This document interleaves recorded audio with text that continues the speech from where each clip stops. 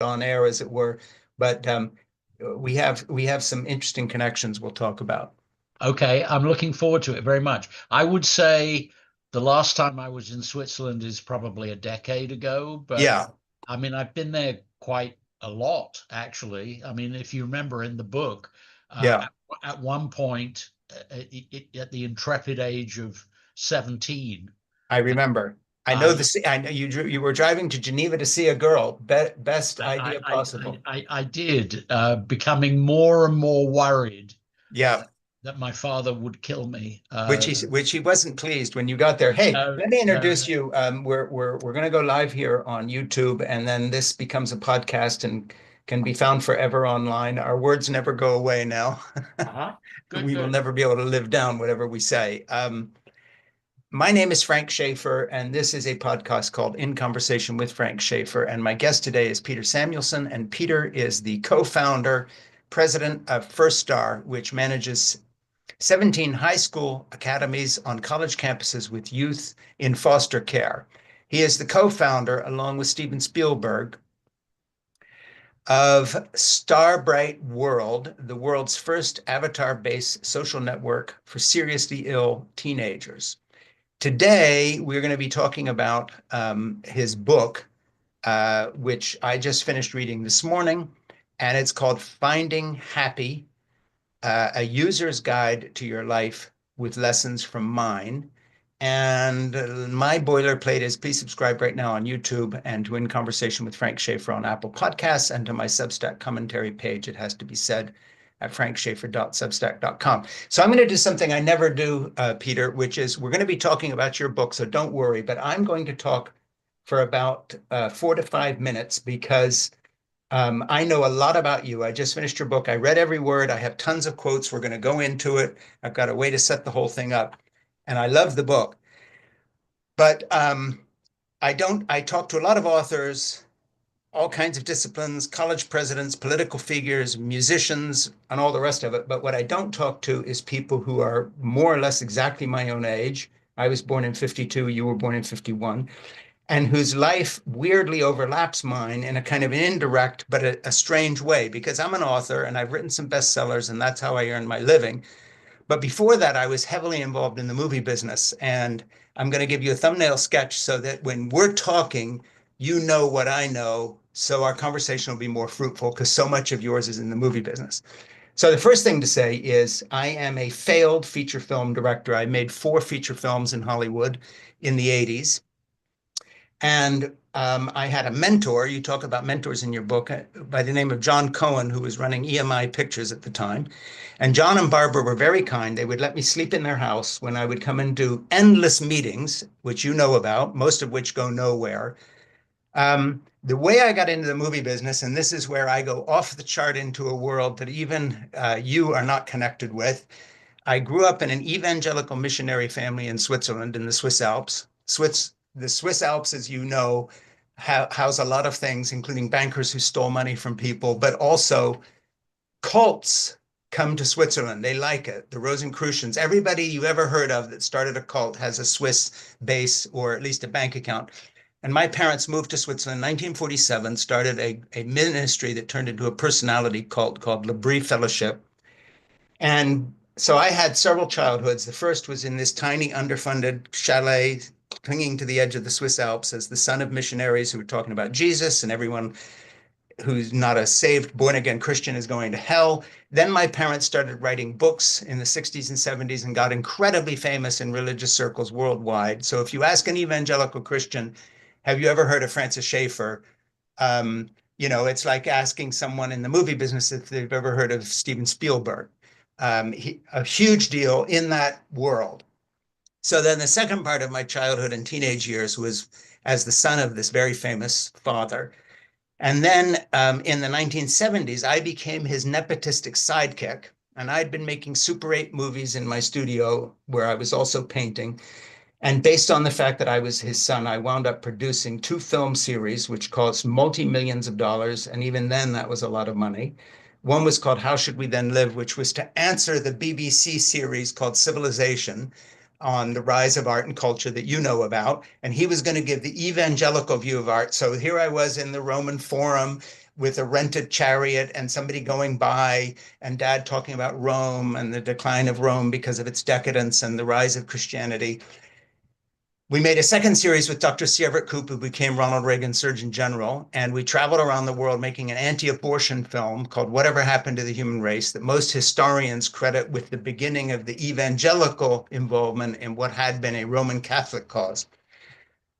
I then left the evangelical world, and I've written memoirs about this. We won't go into it, and I'm long gone and out of that and a very different point of view these days. But I lost all my source of income of what I called God cash, because the big bucks are not in Hollywood, they're in God business. And I'm not being facetious. And so I cut a reel out of my 25 hours of these documentary series, left out all the God bits, headed to Hollywood, and had the good fortune to stumble on John and Barbara Cohen. He liked my work, helped me get an agent, and then I directed Wired to Kill, um, Headhunter, Rebel Storm, and the last with Carol Kane and Judge Reinhold in Canada in 1990, a very unfunny comedy called Baby on Board. And then I was very lucky because I had a wife named Jeannie, who I got pregnant when we were 17 and 18. 55 years later, we're still together. So I loved everything you wrote about love, and we're going to talk about it because you totally nailed it, which is wonderful.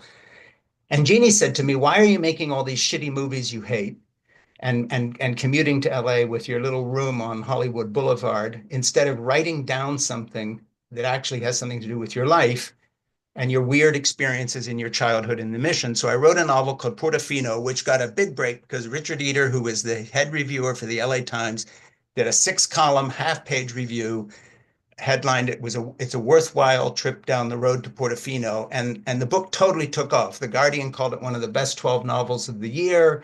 It was in Hatchard's bookstore in London as their book of the month. And since then, I've written a dozen books and been a successful writer, with some books selling well and others not at all, but I've earned a living through it. So when I read your book, I thought about my last meeting because you have something I'm going to read from your book that I call the understatement of the century. Producing films is a very risky profession. The odds against getting an individual script that one develops made into a film are depressingly long. Well, as part of my adventure of those odds, my last meeting in Hollywood, and you'll think I'm making this up, except you won't because you've been everywhere and done everything, was with Stephen Bach, who then wrote a book called Final Cut about the calamitous Heaven's Gate and Michael Cimino. Well, I had finally made these 4 shitty movies, but finally had a meeting at one point, I think before the last film I made in the late 80s, with Stephen Bach, where he hired me to make a story out of the life of Han van Meergren, an art forger who had forged Vermeers. And he said, "Well, you're an artist and you made these movies and you know how to move a camera."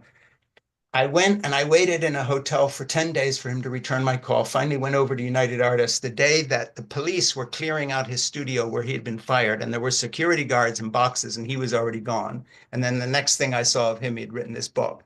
So my closest thing to the kind of wonderful things you've done, real movies, big movies, was a final canceled meeting. And in that same time frame, I started writing my novel. So that's the story that I come to your book with. And so when you talk about being with Peter Sellers and Pink Panther 2, and you played the guy at the door that steals his coat, I've got all those movies memorized. My hero is Stephen Fry. I love the movie you made with him.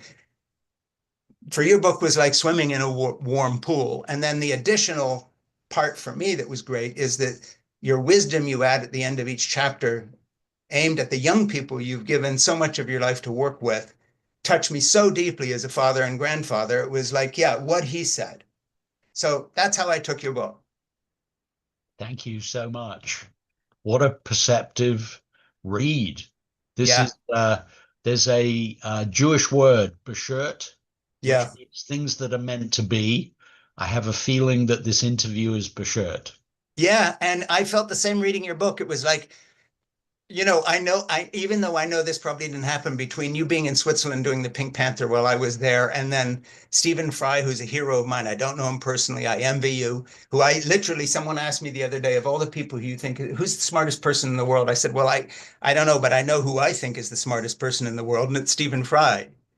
Yeah, I think he is. I think the word we use is polymath. Yeah. which doesn't have anything to do with mathematics. Yeah. This means someone who knows quite a lot about everything. Exactly. When one meets one of these people, they Yeah. are wonderful dinner company Yeah. because they really do have something intelligent to say about everything. Yeah. Yeah. And And yeah, every time I see an interview with him or any of the TV shows he's on or any of his rambling talks or anything else, I'm always reminded of that. So let me dive into the book a minute here, and I've gone way off track, but the other understatement of the century, and I didn't pull these in order from your book, but I've set it up the way I've set it up, is we have to hope that the majority of Americans will grasp the full extent of myopia and self-serving wrongheadedness among those uh, who cow a previously grand old party now cow a previously grand old party. I, for one, believe strongly in the two-party system. Okay, so you're a little bit political, and then you say most of us feel the urge to do good deeds and support the less fortunate than ourselves based on our shared belief that we are, quote, all in this together, and that the strong should support the weak. Quite often we learn this motivation as a core tenet of our religion or when we are taught a philosophy of life. Certainly, I have taught for children that civilization is fragile and that it is the responsibility of each and every member to improve it and to further build resilient and ambitious social structures to pass on to our children and through them to theirs. And, I was kind of looking, saying, well, if I was your publisher or publicist, what would I send out as the blurb for the whole book? And that paragraph is kind of it, because I think your life in the movie business and the fact that you then parlayed into this immense philanthropic career is kind of an example of using something as shabby as the world I was in with all my failed movie attempts or half-assed bad movies.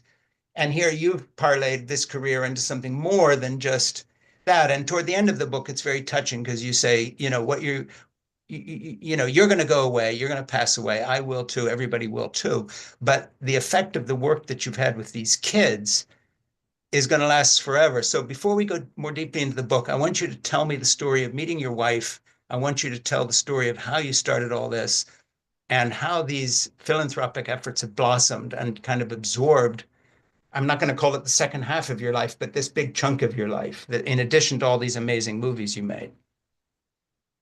I'm happy to.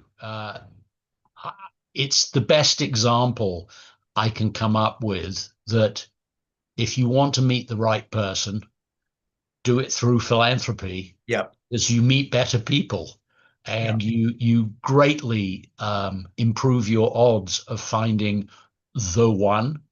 Yeah. So my cousin, a fledgling actress still living in London, phoned me and said, I've done, I think, a terrible thing Mm-hmm. because this film that I was in, Arabian Adventure, we went in costume to the children's hospital and we walked around the wards. And I met this little boy, Mm-hmm. Sean, and I asked him what would make him happy. And Sean said, oh, that's an easy question. Mm-hmm. I want to go to Disneyland. Yeah. And my cousin said, what do we do? And I said, well, I think we bring him to Disneyland, don't we? I was Mm-hmm. already in LA and we flew him and his mum to LA, and everyone, including the cousin, moved into my apartment. It was back when I was single. And in 2 weeks, we did all the things you almost certainly shouldn't do with a dying child. But we Mm-hmm. had a fine old time. He enjoyed himself, which we had hoped for. But Yeah. there were subtleties, like his mum enjoyed herself. And Yeah. we realized we've given her an amazing gift together because she will remember her son, and indeed did remember her son, having a fine old time at Knott's Berry Farm and Disneyland and on the beach and whatever, and not with a tube up his nose, Yeah. passing away in a hospital bed in pain. So it was very much in my mind, especially after Sean and his mum went back to London, and he did die. Yeah. And it was bittersweet. The sweet was we thought we had done a bit of good and it wasn't even that difficult. Yeah. And the bitter was, he lived in my home and we knew each other well. Yeah. So I called a meeting. What do film producers do? We Yeah. call meetings. Yeah. The core value is you know how to call a meeting and put a team together. And Mm. after work one day, I stood at the end of the table. I had invited who I guessed, but it was only guesswork, might be helpful in starting a charity. I thought, well, Mm. you need a lawyer, you need an accountant, you Yeah. need a publicist, you better have someone who understands the politics of hospitals and so on and so forth. And I just sort of stood there and I said, this is what we just did. I'm thinking maybe we could reach out. It must be easy to find seriously ill children who are sad. Why don't we just make them happy? Yeah. And that was functionally the first meeting of the Starlight Children's Yeah. Foundation. And I had invited, it was back in my single days, I had invited this very attractive young lady, and I remembered her saying on our one date that she was an accountant. Mm. And I phoned her and said, hello, remember me? I'm so sorry that I didn't phone you and I've been traveling and a whole lot Yeah. of BS. I gave her a line, as it were. Yeah. I said, I'm having this meeting. There's this new idea for a charity I've had. And, da, da, da. And would you come? Because I really would like to have an accountant there. And Yeah. that was our second date. And Yeah. when the lawyer said, what do you want to call this new thing? I said, I haven't given it any thought. What do we want to call this thing? She said, the accountant lady, you know the children's rhyme, starlight, star bright, first Mm-hmm. star I see tonight. I wish I may, I wish I might have this wish I wish tonight. She Yeah. said, why don't we call it the Starlight Children's Foundation? And we all Mm-hmm. said, sure, that'd be Yeah. great. And there was a lady there. I knew a graphic designer who Yeah. I invited because I thought we're going to need a logo, And you thing. got one from her. It was nice too. I looked at it in the book. I Well, was very impressed. child, the name of Starlight Yeah. lends itself and to a child reaching for a star. Yeah. So that was the second date, and then there was a third and a fifth and a 10th and a And 15th. on we go. And then we threw a Christmas party in the children's ward at County USC Medical Center, and Yeah. we had live music. We had a band, Mm. and there was one little girl who they wheeled in her hospital bed. And when the music picked up, Mm. she danced in her bed because she Yeah. couldn't get out of bed. Yeah. And we had these huge sort of character outfits, Mm. like at Disneyland, but we got ours from SeaWorld. So Yeah. they were all, like a shark and a lobster and a Mm-hmm. dolphin. And the dolphin had my girlfriend in it. And with her looking out like Yeah. out of the little grill in Yeah. its throat, so that she could see where she was going. And when I saw her looking at the little girl dancing in her bed because she couldn't get out of the bed, I Mm-hmm. looked into the grill and all the mascara had run down her cheeks. And Mm-hmm. that was the moment when I said, oh my God, I love this woman. Yeah. I love that.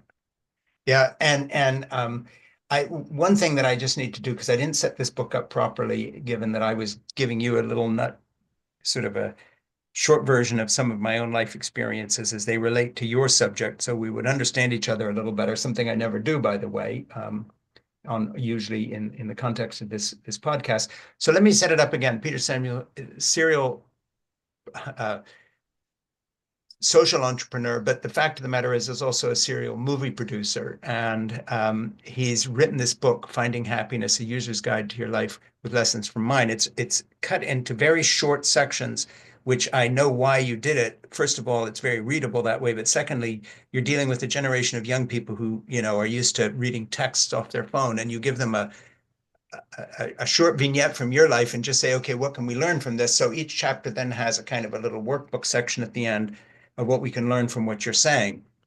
And I think the structure works very, very, very well. And so as I go through this and we talk about some of these subjects, I'm not just going to focus on some of the people but you talk about meeting Spielberg. We grew exponentially, geographically, financially, and in terms of the number of kids and families we were helping.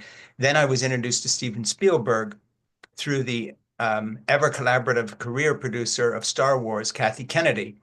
I pitched up at Amblin and on the Universal Studios lot, entering his outer office. Everything scares the hell out of you. You don't give your collateral material to Mr. Spielberg. You leave that with me. And then you tell the story of how someone says, well, he's going to have another meeting. This is going to be short. You've got a half an hour. And then an hour and a half later, you stumble out with him part of your project. So I'm not just going to go to all the names in your book because you've met everybody, you've been everywhere, Steve McQueen, Spielberg, and all the rest of them. So we could just do that. But your book is about more than that. But tell us what that hour was like a little bit with him. And then since then, what I'm most interested in is how he continued to support you. Yeah. Well, surreal is the word that comes to mind because, first of all, you go in and you shake his hand and he's very friendly. And I'm thinking to myself, my God, he looks exactly like Steven Spielberg. Yeah, Oh, which I loved when you wait, put that in the wait. book. Made me laugh. He is Yeah, Steven Spielberg. yeah. So we got on like the blazes, and he's saying to me, there's this new thing called the internet, and we could connect seriously ill teenagers from hospital to hospital. And Mm, I said I can absolutely see how we can do that. And he said they could choose avatars and they could navigate them around in what would appear like a three-dimensional space, yeah. and it went on and on and on, and we got each other very, very excited. And at Mm, the end of it, he said, okay, I'm in. What do you want me to do? yeah. And I said, you be the chairman, I'll be the president. We'll put a board together and we'll raise some money. He said, if we're going to raise money and I'm the chairman, I had better donate. And I said, well, that would be lovely. Thank you. Yeah. Yeah. And he said, what do you think I should give? And I said, I'm not going to tell Steven Spielberg what he should donate to. I said, give something moderately painful. Yes. So ha ha over that. And he Yeah. said, no, give me a number. And I said, no, I'm not going to give you a number. He said, you can't leave unless you give me a number. And I don't even know. I mean, it was like a moment where an angel whispered in Showed up. my ear. Yeah. I said, $2.5 million. And I saw his mouth in an out of body experience. I saw his mouth say, okay, I can do that. That's great. And I stumbled out Yeah. and I was completely discombobulated. I went and hid behind a tree. Yeah. And I, cried.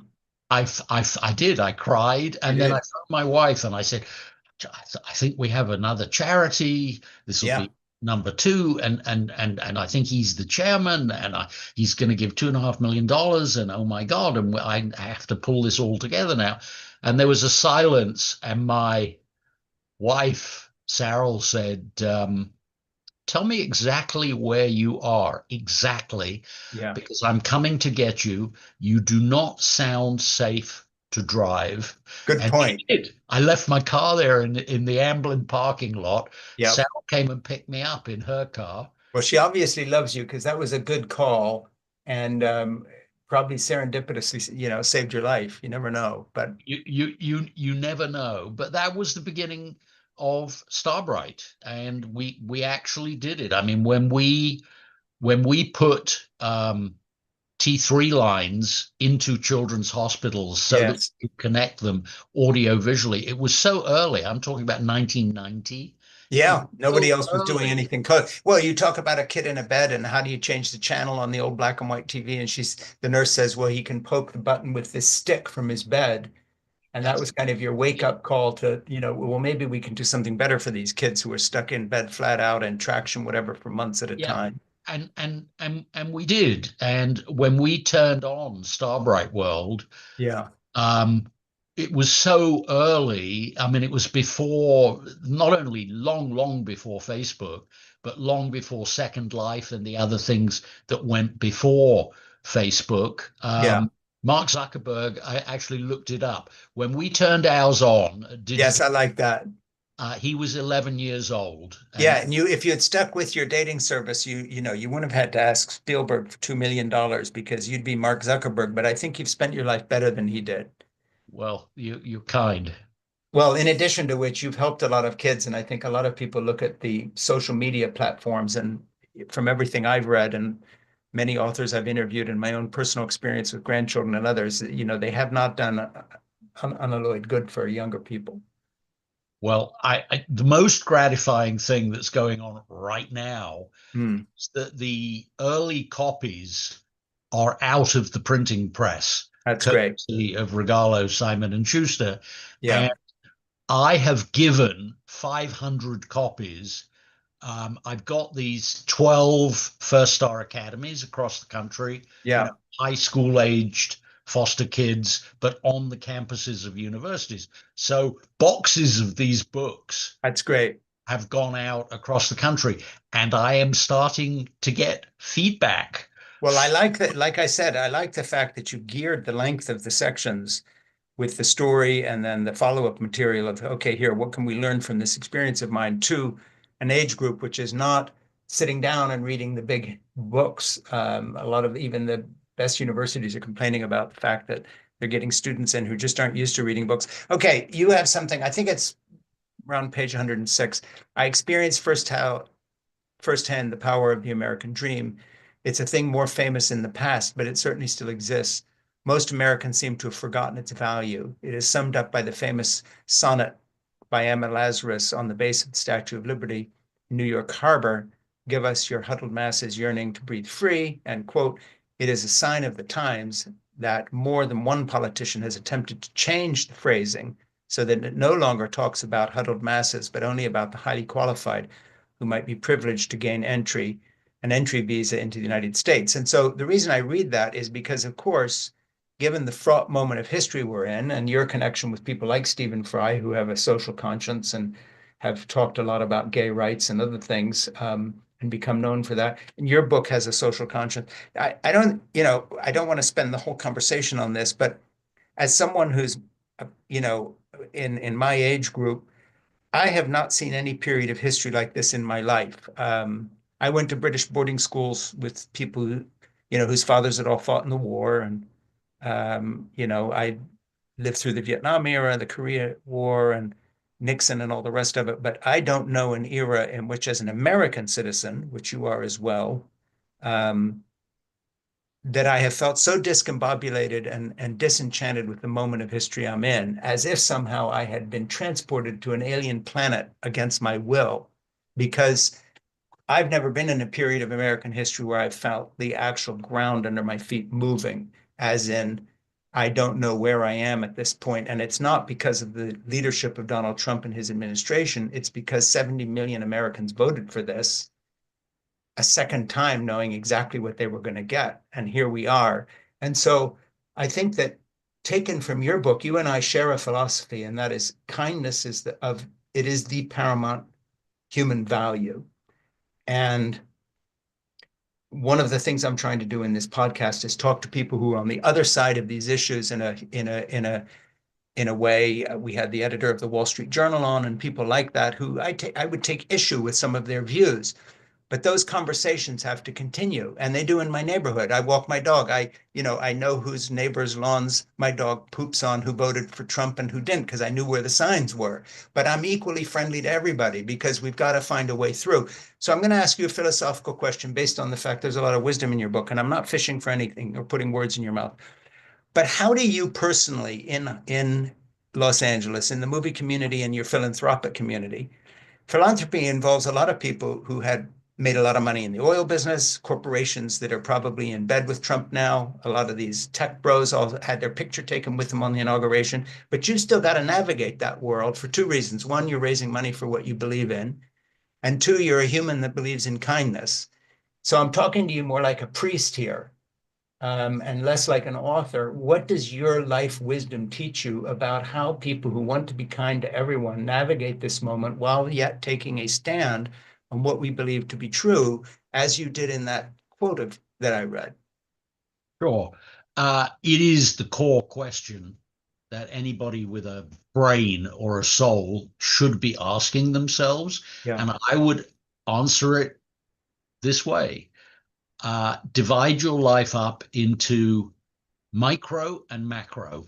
Micro is the grassroots of your life. Hmm. There is no reason whatever emanating from Washington, why you cannot redouble your zeal to reach down and hold the hand of a child in need, to help your neighbor, Mm. to exert empathy and compassion and loving kindness in your life. There's no one stopping you from doing that. It's between you and your God, or you and the second law of thermodynamics. Yeah. You should just do it in your individual personal life, your family, your city, whatever. Mm. Then there's the macro. The Mm. macro is what we only really get to affect every 2 years. I say 2 years because even though the presidential election is every 4 years, Yeah. the midterms are effectively every 2 years. Yeah. We get to use our vote to cause a sea change, if we want, in the leadership of the macro of our Mm. nation. Mm. I believe that America and the American dream are extraordinarily resilient. Mm. Mm. And I believe that America will survive everything negative that is going on, and it isn't all negative either. Yeah. And I do not believe that the Republican supporters of Donald Trump have horns. Yeah. Uh, I do think there are an awful lot of people in this country who have been seduced by, you would know this, by cult-like mechanisms Yeah. to only read and listen to people who will amplify their cognitive dissonance and keep Mm. them ever further down the rabbit hole Yeah. of wrong-headedness. Mm. But I think it's okay. There are individuals for whom it is definitely not okay. Yeah. People being snatched off the street and bundled into a van, and they wake up and they're in a penitentiary in Louisiana on their way to a maximum security prison in El Salvador. They're not okay. There are kids in my first star academies where the parents have now been deported and the Mm. kids are still here being looked after by an uncle and an aunt, that kind of thing. Yeah. Um, these are wrong and bad things at a micro level, but for most of us, blessedly, Mm. we can continue to live our lives in accordance with our beliefs, Mm. and especially in my book, empathy, kindness, generosity, charity. Yeah. A man never stands so tall as when he reaches down to help a child in need. Mm. Those are my core truths. This too shall pass. The only thing I really worry about Mm. is the integrity of our election process and our ability as a country of 370 million people to change our mind. You Yeah. are right that 70 million people voted the opposite way as me. God Yeah. bless. Yeah. Maybe they're right. Maybe I'm wrong. I don't know Mm. yet. However, I do believe that there is an awakening happening Yeah. where we realize that, if inflation goes up to 10%, and it costs 3 times as much to put food on your kitchen table, Yeah. there, the American population is very smart. When you look at Yes. Sure. opinion polls and things, Yeah. uh, generally speaking, the joint opinion of more people is better than the opinion of some narrow subset. Yes. Yes. We are being led by some very self-interested and very pugnacious people. One of the things, so what I say to the kids, what to do, what can you do?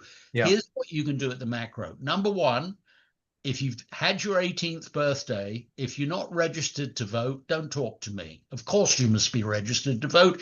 And indeed, you must get off your derriere and vote at every opportunity. Yeah. And you must study the issues. You must study who are these local individuals running for judge or county commissioner or whatever it is. You have to know what you're talking about. You have to do Mm. research, and you have to exert your democratic vote.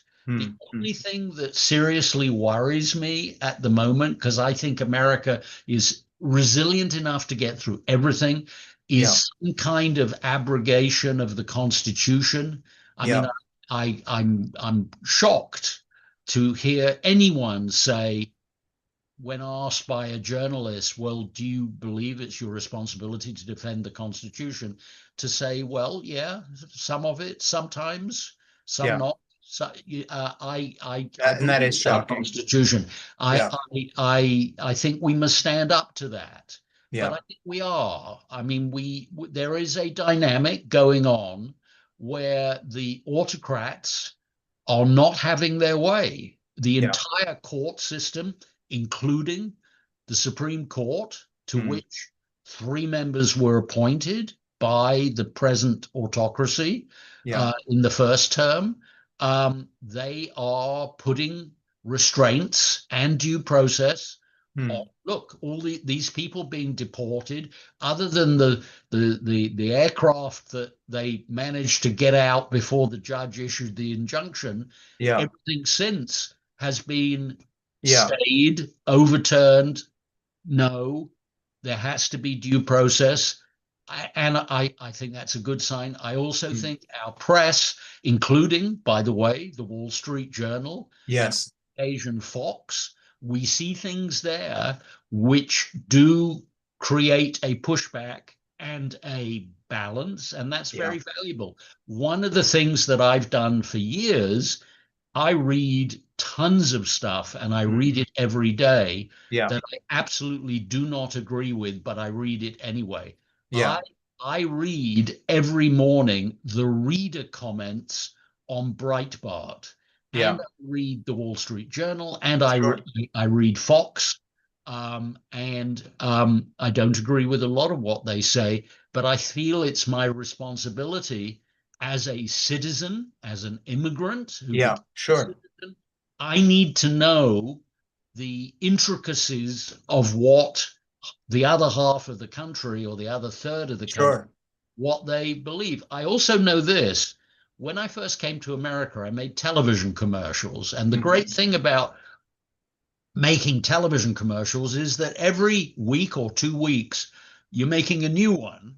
And in my case, I was running around the country. I was a young man, and I was oh, here we are. I'm making a commercial this week in Chicago. Oh, hello, Albuquerque. Oh, here I am in Alamogordo, and on and on. I learned America and I learned the American people, mm, everyone. I just reveled as a young man with curiosity. mm. I loved working on the Navajo Nation reservation in Yeah, Chaco yeah, Canyon in New Mexico, and I've met a lot of the people who voted for the Trump White sure. House, and they are not evil people. Yeah, To some degree, they were misled, and others, they were told that no one wants to be scared. yeah, Humans have been scared since the Stone Age yeah, because, back then and ever since, because the weapons just got bigger and bigger, yeah. fear for your life and the life of the people that you love has been a predominant concern for humans for 150,000 years. Mm. So along comes an autocrat who says, you don't have to be scared. To be scared is sort of shameful. You're not scared. It's their fault. Those people Mhm. over there, they did this to you and they are continuing to do this to you. And I will protect you from them. Well, more than that, he says, I'll be your revenge.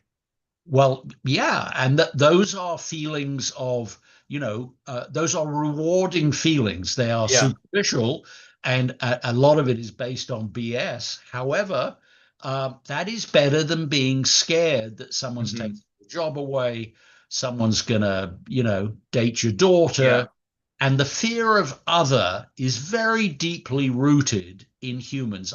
absolutely. I think it's in the DNA now. We had a family vacation in Périgord in France, Mhm. and we went into the prehistoric caves. They have Neanderthal caves, which are the same caves as the Homo sapiens caves from before Sure. the Neanderthals were Yeah. there. And the first thing you notice when you go in there is it's cold, even though it's hot outside. Yeah. It's cold. The ceiling is very low, and Mm. it's scary as hell. Yeah. And I thought to myself, and it's dark. Mm. So you've got flashlights and whatnot. And I thought to myself, the experience of being in a tribe, a little tribe, 25 Sure. people in a cave 120,000 years ago, Mm. was that you were scared of everything, especially if you went outside the cave. Mm. And the leader of your cave would encourage you to feel safety in your cave family Sure. and to fear danger from everything going on outside, Mm. not just the saber-toothed tiger, but also those so-and-sos who live on the other side of the valley because they're after our food and they're after our women and they're after Yeah. whatever we have. So stick with me. I'll take care of you. And you don't fear them. We just hate them. Yeah, Everything is their and not much fault. is yeah, not much has changed in the sense that our brains take about 150,000 years to catch I, up to I, anything. I think that's entirely true. So Yeah. what to do, what to do, what to do? Well, what I do when I teach is I try to teach discriminating thinking. Mm. Think for yourself. You have a brain. Uh, Yeah. don't just take it, knee jerk because somebody said it on TikTok.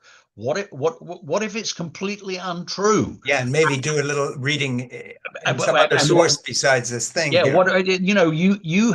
I say to teenagers, young adults now, you have access to the entire knowledge of the known world, of Yeah. the whole knowledge of this civilization and other civilizations, historically, present moment, Hmm.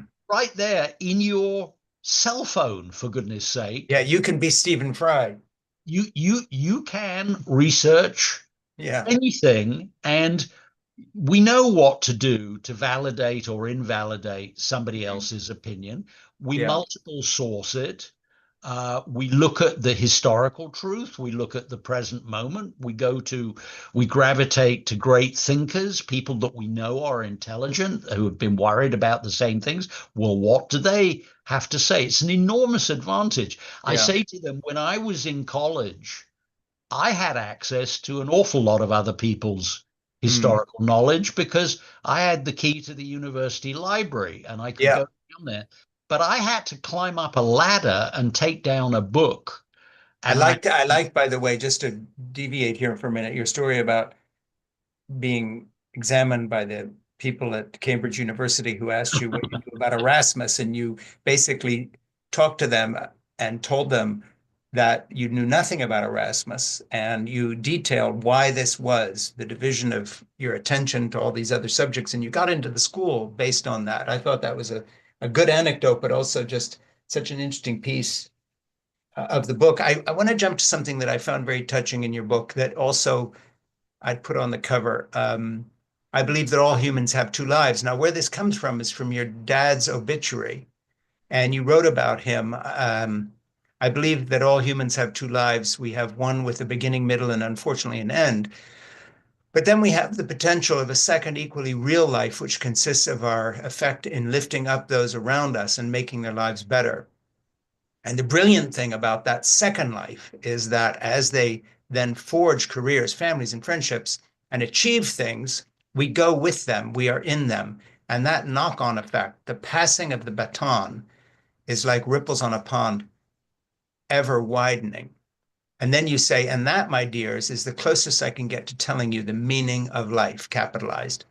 And if not every life, then for sure mine. You raise your kids. By a miracle, they turn out fine despite all your mistakes. You love your wife and friends. You do random acts of kindness, and then you die. That's the best deal we can get. And it's pretty wonderful. There. Now you know the secret too. Pass it on. I really liked that passage, but I also felt that, placing that in the context of an obituary for a father who hadn't had exactly your opportunities, but at the same time did very well in his field with his 1,000 card Rolodex, of all the names of the people he'd met on buses and everywhere else that he then wound up helping.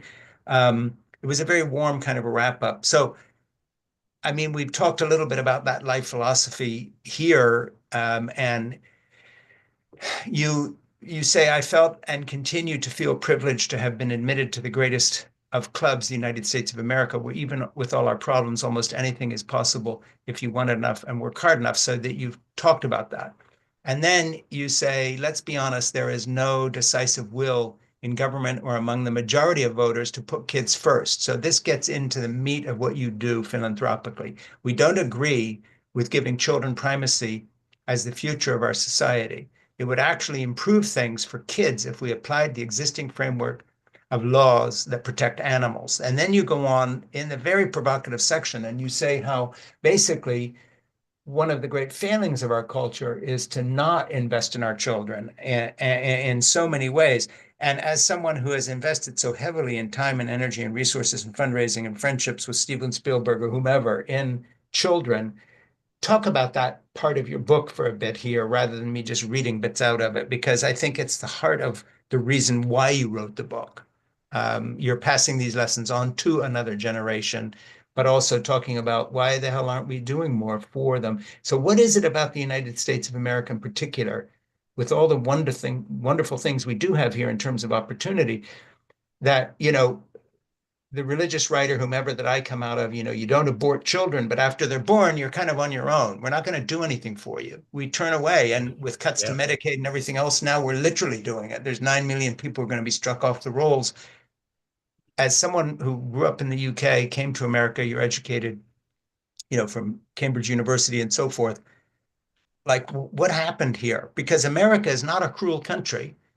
No, George no, George no. Bush, who I knew personally, was as an evangelical Christian, and we knew him, um, was against the quote homosexual lifestyle, as he would have put it, and nevertheless went against many evangelicals' wishes when he started a worldwide program for AIDS research and treatment. Yeah.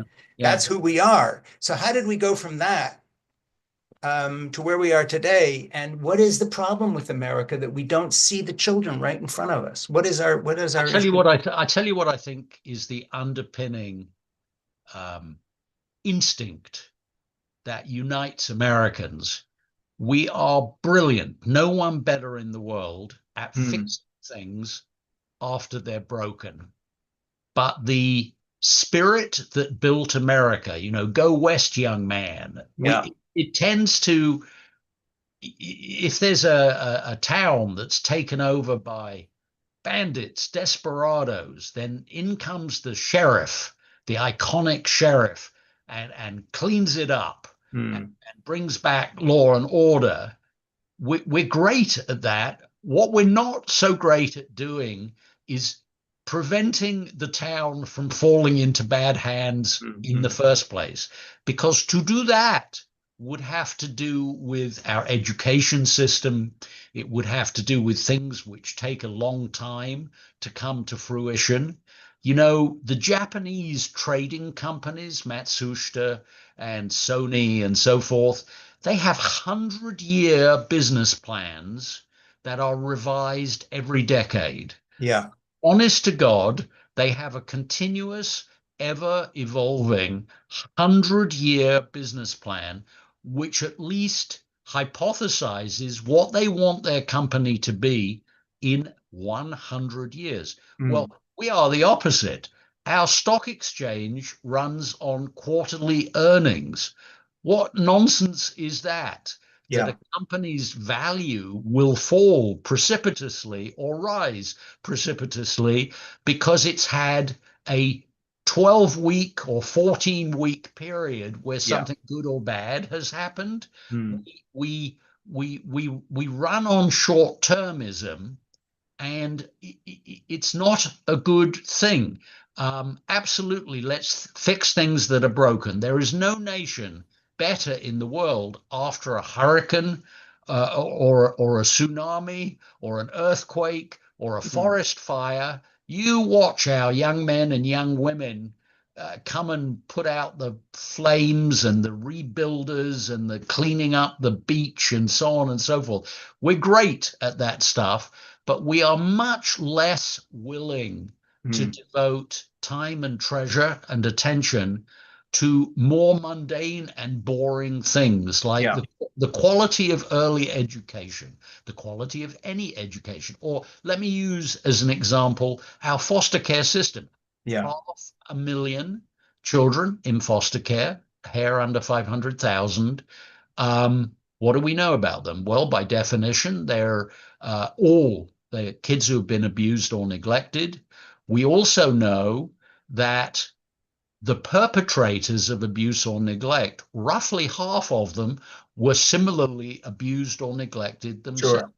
And Yeah. we know that 2 years after aging out of foster care, which strangely and indefensibly, we determined that adulthood begins at age 18. I don't know about you, Frank, but I've Yeah. actually never met an 18-year-old who I felt was a fully functioning adult. If you're Yeah. lucky, your kids somewhere in their mid 20s, late 20s, they become proper self-determinant adults who can Sure. be trusted to live a good life. Yeah. Until then, they need, help, which of course is the problem of foster kids because they haven't got anyone to help them, Yeah. which is why within 2 years of aging out, a full half of America's foster kids are dead or homeless, or they have turned to a life of crime, or they are unemployed, or they are Yeah. incarcerated. Yeah. It's not good. And it costs, this country spends $80 billion a year on foster care. It's Mm. roughly 40 billion is the cost of foster care, and the other 40 billion is the knock-on cost of all the bad things that happen because we don't do a better job of foster care. So Yeah. then one should ask the question, why don't we do a better job? Especially Mm. as there are 2,200 jurisdictions and they're not all appalling. They're just mostly appalling, but there are a few shining stars amongst Mm. them where they have better outcomes. And so why don't we do anything about that? Well, Mm. because what changes things in America politically, top down, uh, Mm. is agency. It's people having the ability to affect change. But think of foster kids. They'll never march. And they're not lobbyists in Washington. They have no lobbyists. They have no money. They Yeah. don't vote. They will never chain themselves to the railings. And most of them who are abused or neglected, they don't even know that this is like an unusual bad thing. They Yeah. just think, well, I'm abused or neglected, and this is my life, and so be Yeah. it. I just Yeah. spoke to a kid, I guess 15, 16 years old, and I said, this was in one of our academies just Mm. recently, and I said, we were having lunch, and I said, you always seem to be hungry. Like, why are you always so hungry? Mm. Because Mm. you eat a mound of food on your plate.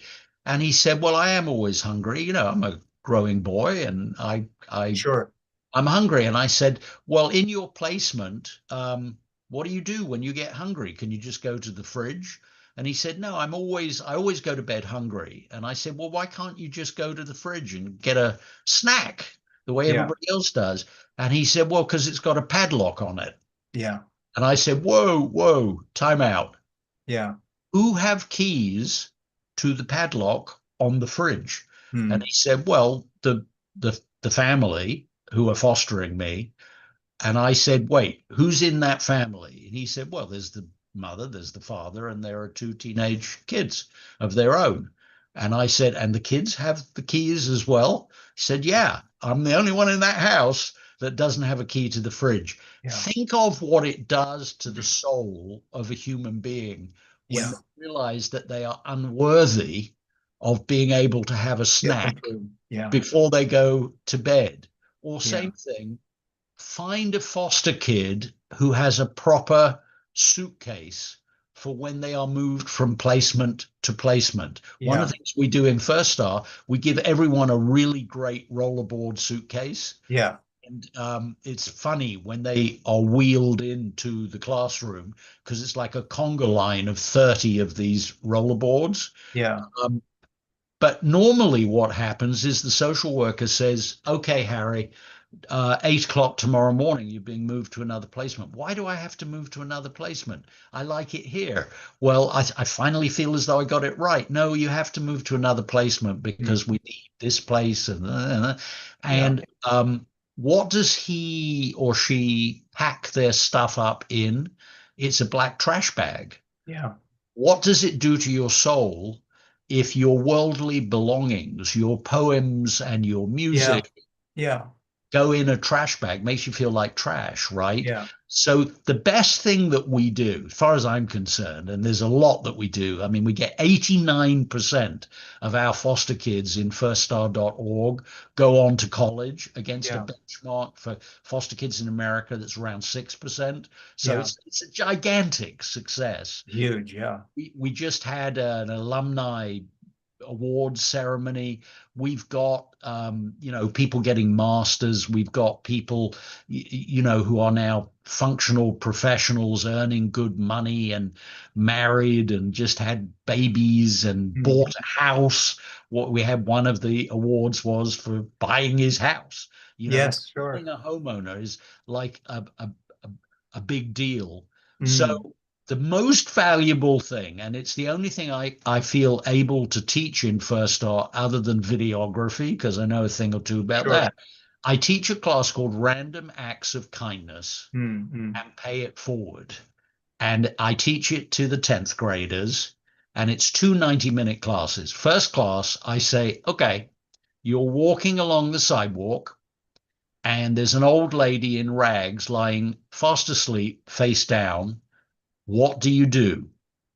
Give me a show of hands. A, you stop and put $1 under her arm, but don't wake her up. B, you wake her up and give her the dollar. Or C, you walk straight on by. And then we talk about, okay, that's you.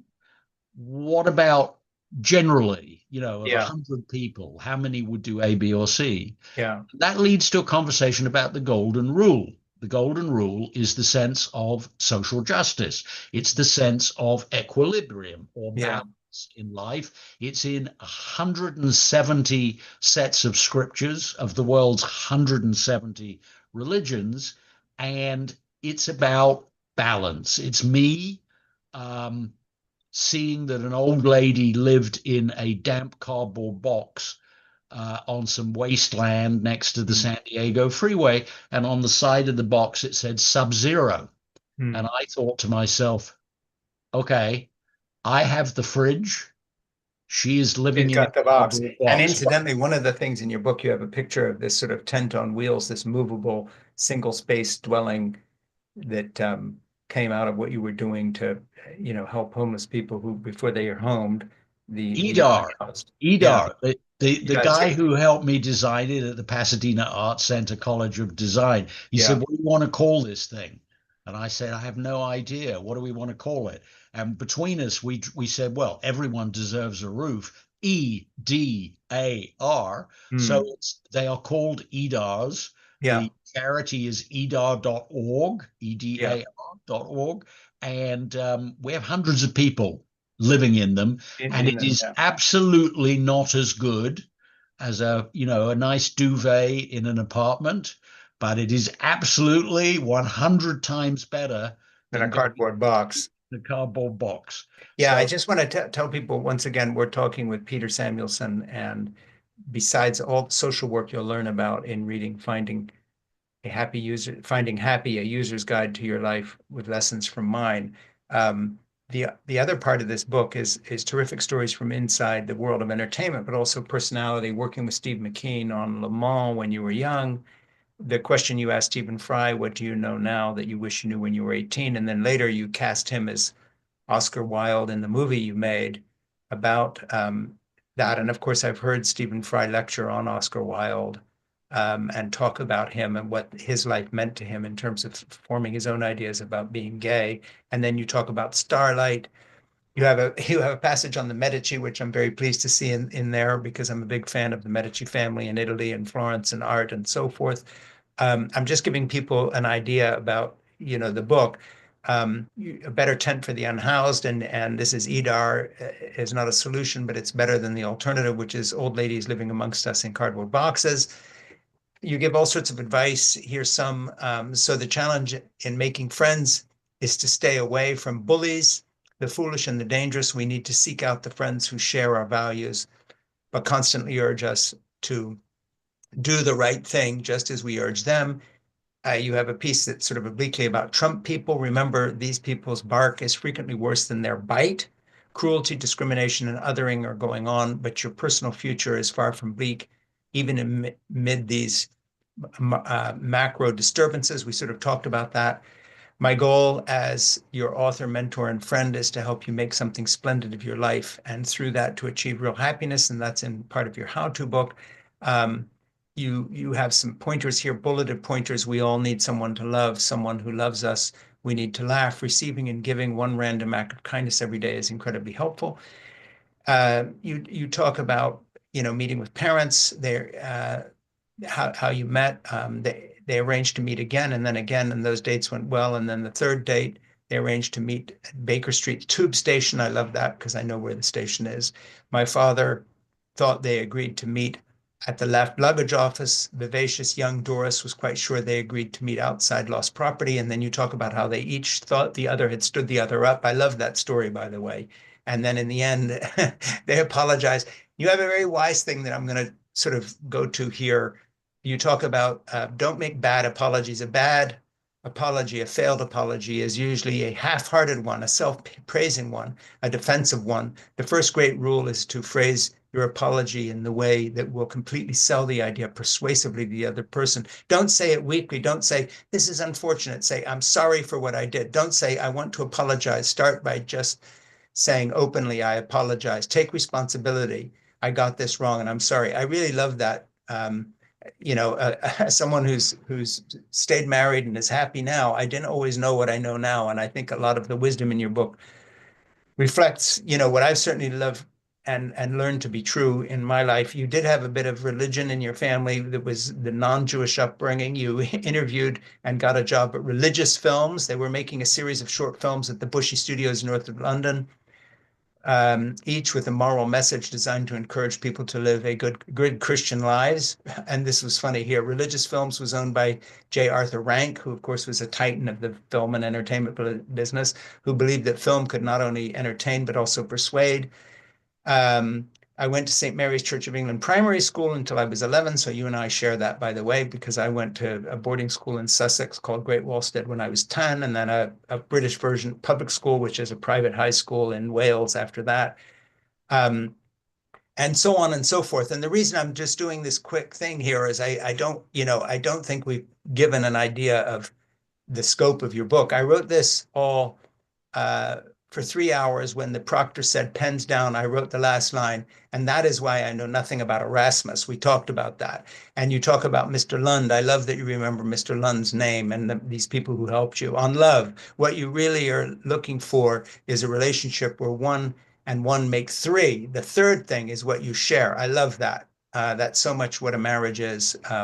You've made this third creature. It isn't just about the two of you, but what you are together. And then more on love. But I could suggest to you that the most overlooked way of meeting a really worthwhile potential mate with whom you will find much in common is to volunteer to a nonprofit charity. And then you go through why that makes sense. And I think that's such a good point because I know a lot of young people, they're trying the internet and dating and all the rest, and they don't think of that. So that alone is worth the price of the book for any young person reading that who wants to be in a relationship. And it's, of course, what churches used to do with soup kitchens and so on. And for those outside of that context, that's so important. If you can share your victories with your sorrows, your path forward, as well as dealing with challenges. And more on love. Who can help you understand how to be a great partner in love? Clue, a wonderful opportunity to ask the right mentor for help. I love that you talk about having mentors. So that's very incomplete, but I wanted to give people a feeling of the scope of the book between, talking about Stephen Fry, Steve McQueen, these other people you've known, the movies you've made, the producers you've worked with, and the money you've raised from corporations and so on. That's part of the book, and it's kind of glamorous and interesting. But if I can put it this way, the very basic human learned wisdom that undergirds your own life um, is instructive and incredibly needed right now, where I think a lot of the young people you're talking with who are very underprivileged, but I'm talking about the privileged young people I'm talking with, um, to put it very bluntly, don't know shit when it comes to human relationships. Somehow we've managed to create a society in which we've forgotten very basic stuff that your dad meeting your mom knew about, and how to, apologize and get back together, and a kind of an organic way of meeting. So let me finish by just throwing it back to you when it comes to the subject of love that runs through your book, both romantic love and loving others, and being kind and doing unto others. If there's one thing that links all your personal stories, your human relationships you had with people like Steve McQueen and his eccentricities, et cetera, Stephen Fry, the people you admire, and then the conclusions you draw in your how-to sections, I just say it's all about love. I think that is that riff that you just did, Frank, is about as perceptive a précis of what I spent 18 months getting up at 5 o'clock in the morning. Yep. Because I realized if I don't do this 5 days a week, I will never finish this book. So I just sort of made myself do it. That's about as perceptive a take on it and a memoir of it. So thank you for that. Yeah. I think unconditional love is the core value of the core values. I just don't think, I think it's like, water and food for the soul. And I think if you haven't got it, if you're starved or thirsty, I don't think you can possibly thrive. I'll leave you with one little experience that moved my heart. We had a talent show at UCLA for our, I guess they were ninth and 10th and And 11th by the way, grade. this story is in the book, and I love it. But I actually teared up, and there was tears on my cheek when I read it. I didn't see it coming. I just want to set it up. So there we were in the Northwest Auditorium at the talent show. And one by one, our we call them our scholars. Originally, people said we should call them the students. And I said, no, we'll call them the scholars. If we call them scholars, they'll act like scholars, hopefully. So there we were, and one by one, they're going down on the stage in front of an audience of, I don't know, 150, 175 adults, most of whom they've never met, because it's kind of the administration and the faculty of UCLA. And they're singing a song, each of them, or they're doing a little dance, or they're doing spoken word, some poem that they've written. And down comes Catalina. And Catalina is a little itty bitty, pretty young lady, I suppose 15 and a half years old. And she's going to sing her song. So she got the microphone, and up comes the music on the playback. And she's like a deer in the headlights. She is so scared stiff that she cannot get the opening vocals out of her mouth. Now it gets worse and worse because, of course, the music has now left her behind, and then the music stops, and there's like a deadly silence in the whole auditorium. And I'm thinking, this is disgusting. This is awful. We've done a terrible, terrible thing. We must never do anything like this ever again. We've made her life worse by trying to give her an opportunity here. We've got to think this through better. And I can see out of my peripheral vision that the director of our academy is standing up. She's going to go down and usher her off. And then we're going to go on to the next person doing whatever they're doing. And then before that can happen, something amazing happens, absolutely not done by the grown-ups. In her cohort, her class of 30 students, there is a great big young man. He's kind of like a linebacker size, and he lumbers down there and he plants himself facing her back to the audience, Hmm. and there's some whispering, and we can't see her anymore. And now there's another two girls go running down, and now the four of them are there, and then eight, and then 15, and then 20, Hmm. and then 30. The entire class, the cohort, is now in kind of a scrum down there, a lot of whispering, and then a hand on the outside makes an upward palm up gesture, meaning turn on the music. So the music, thank God, starts from the beginning. Hmm. Out of the middle, invisibly, comes Catalina's voice, and it's very tentative to begin with. But the more she sings without being able to see the audience, and we can't see her, she ends up by the end of the song, she sounds like Beyonce down there, and it ends, and the entire audience erupted emotionally. There were a lot of people crying, including me, and in applause. And the kids were like, they were shocked. They didn't know what to do. They had acted by instinct, Yeah. and the instinct that they felt was unconditional love. So they just put their arms around each other and they came down off the stage. I had to go for a walk, and I thought to Hmm. myself, all we've done in First Star, nothing is rocket science. We have simply created Hmm. an environment where the kids can find new siblings Yep. and new parents and new uncles and aunts, reliable grown-ups, but even more than that, peers who will be supportive of them and where they will enjoy being supported back. That is what unconditional love looks like. By definition, kids who've been abused or neglected, they don't have any of that. Yeah. But we create an environment, and given the opportunities, like watching flowers grow, the kids make that for each other. Yeah. And we see now, I mean, we've got kids who've been out of our academies 10 and 12 years, and have gone off to, professional and personal lives doing something worthwhile. Hmm. They remain through the alumni program tied together. We don't even know half of what they do in the alumni program because Hmm. they just do it themselves.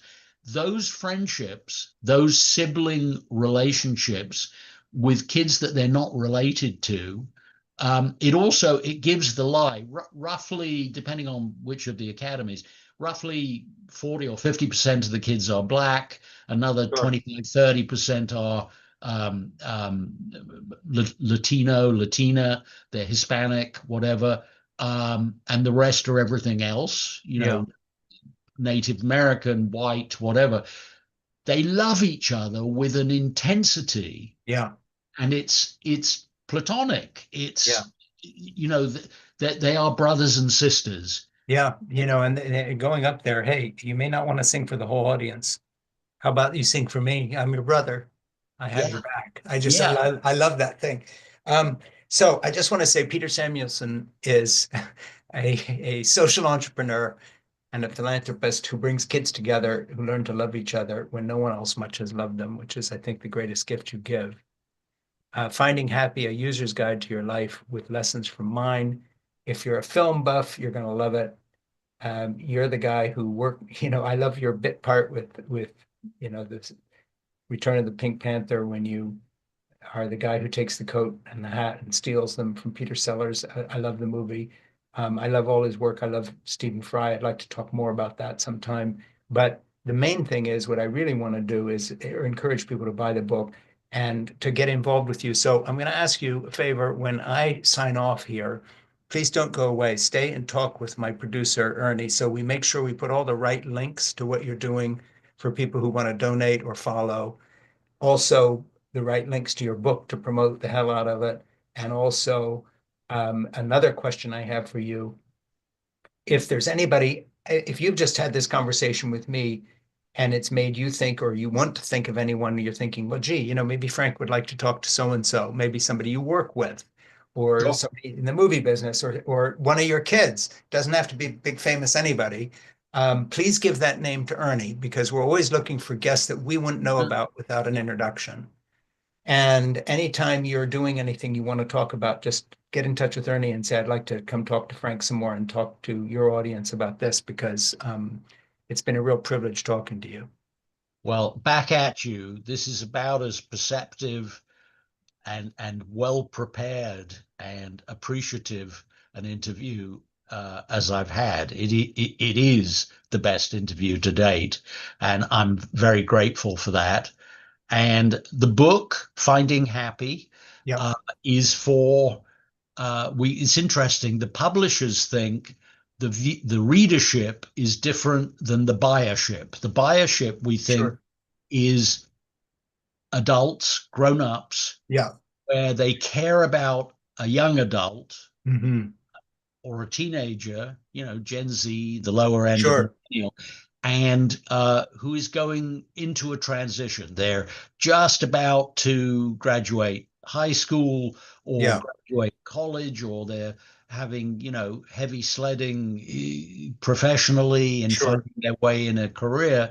And the readership is young people. And Yeah, of course. say Yeah, to them, it's deliberately written in short chapters. You don't have to read the whole book. Look yeah, in the table of contents at the beginning and say, oh, that's interesting. I was wondering about that. Go yeah. to that one. And go to Read, that chapter. But the thing is, read by it out dipping in and again. out of the book, they're going to find a thread that runs through it, as we talked about in terms of love. But I think you're lucky that this book's coming out now because, as you know, a few years, not long ago, besides video cassettes and that kind of stuff, if you hadn't seen the Pink Panther, or whatever, you're not going to see it unless it's running on TV. Now, suddenly everything's available again. So, if you get interested in any movie you're talking about, if somebody wants to go back and rewatch Le Mans, there it is on Netflix or wherever it is. They can Uh-huh. watch everything you've worked on and done in a heartbeat. So it's terrific. And as someone who dipped in and out of the film business, unluckily, but enjoyed my time there and learned a lot from it, I love your stuff and I love that part of the book and I love the wisdom. So I just hope people buy it and promote it. And if you'll just stick around and talk to Ernie, that would be great. I tip my hat. Thank you for a great interview. Hey, it's been such a pleasure talking to you. Really lovely. And it was a really good read. I read every word. I enjoyed it. I loved it. And there's a lot more there to talk about, but people can read the book for themselves now. Thanks. Thank you.